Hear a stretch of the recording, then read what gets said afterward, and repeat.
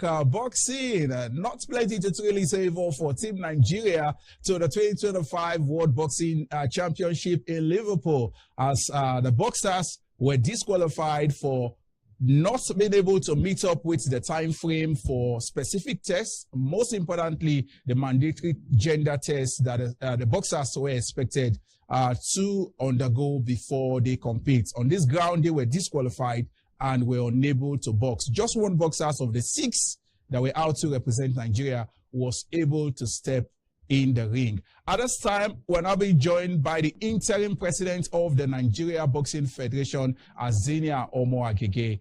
Thank you for your time. Thank you, Matt. How are you doing? Good afternoon. Yes, truly a disappointing one it was for Team Nigeria to Liverpool, the World Boxing Championship.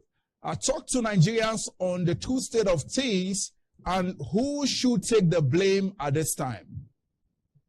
Very good. We are not all happy about it. The information came as a surprise, and things are not going well. For me, who should take the blame for now is the secretary of the federation by the name of Pash. I don't think he should have gone for this event at all. We were not prepared, and it wasn't a good idea for it at all. I just feel they went there for a jamboree, with knowing fully well that they could not meet up the cutoff time. And when they got there late. So the gender test they took, which the results didn't come out early, stopped them from partaking in the event. I know the NS is very capable of doing their own investigation. The chairman, Dico, is very aware of what is happening. The DG is very aware, and they're also trying to make sure that everything comes fine. They've been doing their own investigations too. And thank God the DG too is also talking to World Boxing. I think there's just confusion from everything with becoming registration and all. So that's why I say I blame the secretary, because before they left, there were dates to everything. For registration, there's a certain date you register. For hotel accommodation, there's a certain date you pay for the accommodation. For gender testing, there's a certain time you have to do it. So why didn't they do all these things before that time? You understand? So I put the entire blame, not on the NSC, but the secretary of the federation, because he deceived the NSC in some places, because maybe he just wanted to go for a trip. Right now he's basking and relaxing in London. They're spending taxpayers' money. Yes, Azania, there was no prior campaign for the boxers before they left for the UK. The technical director of the MBF, Mr. Femi, as well as the national coach, Tony Koyegachi, were not carried along. It is also out there that the preparation and the selection of the boxers were shrouded in secrecy. Is this truly the standard? You're very correct with those information. That question is supposed to go straight to the secretary, because he knew his plans and whatever he was trying to do. The technical director actually initially was involved, and my problem was the selection of the boxers. You cannot select boxers to go to competition without trials.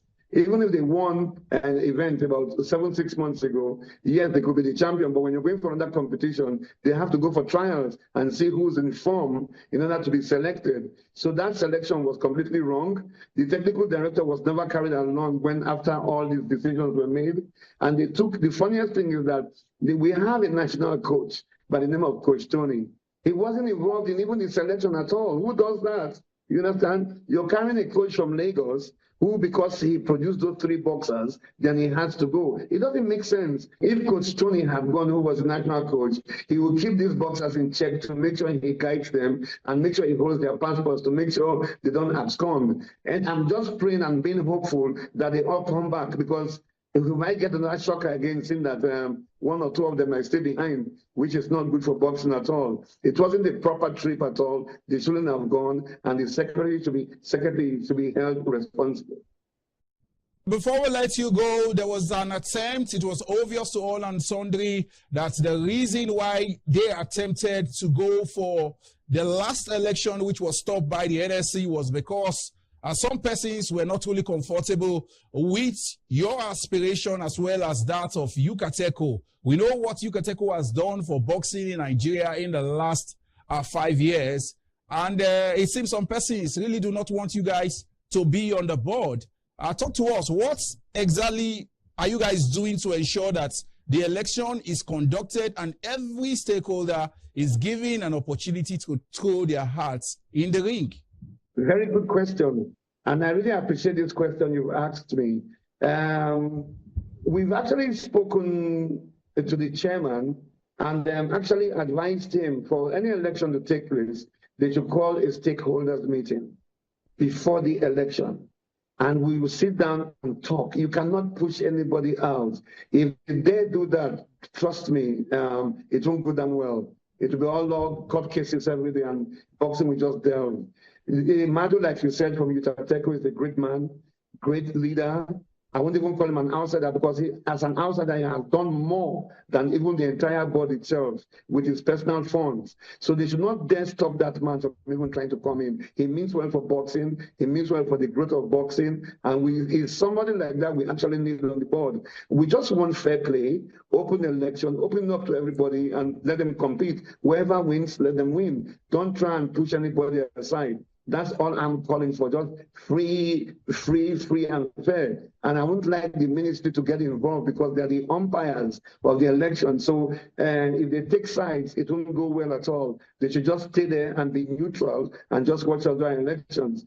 Yes, Interim President, Nigeria Boxing Federation, Azania Omo-Agege. It's been a pleasure having you speak with us on Sportsville. Thank you immensely for your time.